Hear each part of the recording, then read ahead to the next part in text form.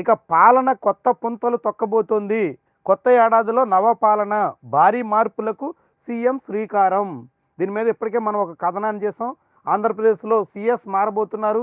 అది సాయి ప్రసాద్కి ఛాన్స్ వస్తుందా, లేకుంటే సాయి ప్రసాద్ కాకుండా విజయానంద్ అవకాశాన్ని దక్కించుకుంటారా అన్నది చూడాలి. ఇద్దరు సీనియర్ అధికారుల మధ్య పోటీ ఉంది. కొత్త సీఎస్గా దాదాపు సాయి ప్రసాద్కే అవకాశం ఉందని అంతా అంచనా వేస్తున్నారు. అయితే విజయానంద్ పేరు కూడా వినిపిస్తుంది. సీఎస్ ఎవరు వస్తారు అన్నది చూడాలి. అదే సమయంలో కొత్త డీజీపీ కూడా రాబోతున్నట్టుగా చెబుతున్నారు. కొత్త డీజీపీగా ద్వారకా తిరుమలరావుని ఇంకా కొన్నాళ్ళ పాటు కొనసాగిస్తారా, కొత్త డీజీపీ వస్తారా అన్నది కూడా తేలాల్సి ఉంది. వీళ్ళతో పాటుగా మంత్రివర్గంలో కూడా మార్పులు అనివార్యంగా కనిపిస్తున్నాయి. జనవరి 8వ తారీఖునే ముహూర్తం పెట్టారు.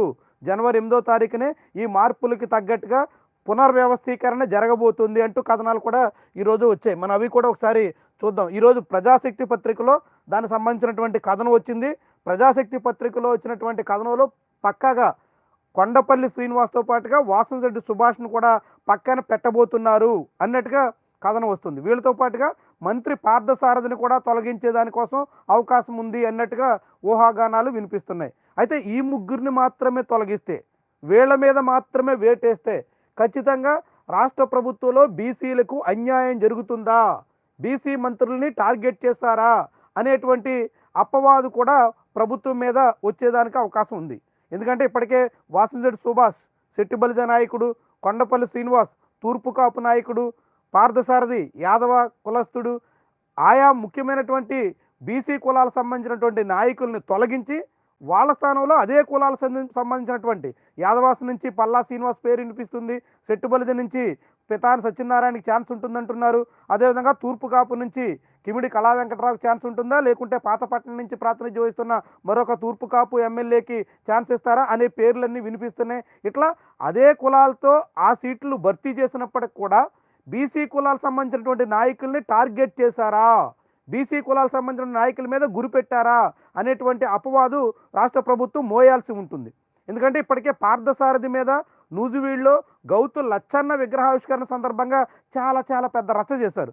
ముఖ్యంగా తెలుగుదేశం పార్టీకి సంబంధించినటువంటి సోషల్ మీడియాలోనే పార్థసారథికి వ్యతిరేకంగా పెద్ద దుమారం చెలరేగింది. తెలుగుదేశం పార్టీ శ్రేణులే ఆయన మీద తీవ్ర స్థాయిలో విరుచుకుపడ్డారు. అక్కడ నేరుగా జోగి రమేష్ కనిపించడంతో జోగి రమేష్కి పార్థసారథే అనుకూలంగా వ్యవహరిస్తున్నారు అన్నట్టుగా తీవ్రమైనటువంటి విమర్శలు చేశారు. పార్థసారథిని పక్కన పెట్టాలని టీడీపీ శ్రేణులే సోషల్ మీడియాలో గగ్గోలు పెట్టాయి. అది పోతే ఇప్పుడు తాజాగా కొండపల్లి శ్రీనివాస్ మీద మళ్ళీ అదే రీతిలో దుమారం చెలరేగుతుంది. ఎయిర్పోర్ట్లో బొత్స సత్యనారాయణ కొండపల్లి శ్రీనివాస్ ఎదురుపడినప్పుడు ఒకరికొకరు నమస్కారం పెట్టుకుంటే అది బొత్స సత్యనారాయణకి కొండపల్లి శ్రీనివాస్ పాదాభివందనం చేశారు అనే రీతిలో చిత్రీకరించి ఆయన మీద దాడి చేస్తున్నారు అని టీడీపీ నేతలు చెప్తున్నారు.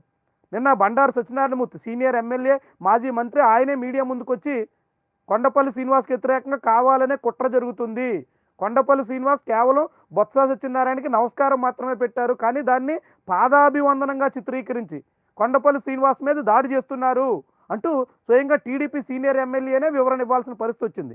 అంటే కొండపల్లి శ్రీనివాస్ కానీ, పార్థసారథి కానీ, అంతకుముందు వాసంశెట్టి సుభాష్ కానీ ఇలా బీసీ నేతల మీద పెద్ద స్థాయిలో దాడి జరుగుతున్నట్టుగా కనిపిస్తుంది. వాళ్ళందరినీ మంత్రివర్గం నుంచి కూడా తీసేయాలనేటువంటి కథనాలు రావడం వెనక బీసీ నేతల మీద కుట్ర జరుగుతుందా అనేటువంటి ఒక అనుమానం పెరగడానికి ఆస్కారం ఇస్తుంది. అందుకని ఈ ముగ్గురు మంత్రుల్ని తొలగించాల్సినటువంటి పరిస్థితి వస్తే ఆ స్థానంలో అదే కులస్తుల్ని భర్తీ చేస్తారా, లేక ఇతరులకు అవకాశం ఇస్తారా, వాళ్ళతోనే సరిపెడతారా అనేటువంటి అనుమానం కూడా వినిపిస్తుంది. దానికి తగ్గట్టుగానే ప్రస్తుతం రాయచోటు నుంచి ప్రాతినిధ్యం వహిస్తున్న రవాణా శాఖ మంత్రి మడిపల్లి రాంప్రసాద్ రెడ్డిని కూడా తొలగించే దానికోసం అవకాశం ఉంది అనేటువంటి ప్రచారం కూడా మొదలైంది. రాంప్రసాద్ రెడ్డి తీరు మీద ఇప్పటికే ముఖ్యమంత్రి అసహనంగా ఉన్నారు. రాంప్రసాద్ రెడ్డి అనేక రకాల వివాదాల్లో ఇరుక్కునున్నారు. కాబట్టి రాంప్రసాద్ రెడ్డిని తప్పించి ఆయన స్థానంలో నల్లారి కిషోర్ కుమార్ రెడ్డిని కానీ, అంటే అన్నమయ్య జిల్లా నుంచే మరొకరిని భర్తీ చేయాలనుకుంటే నల్లారి కిషోర్ కుమార్ రెడ్డికి ఛాన్స్ ఉంటుందనే ప్రచారం ఉంది.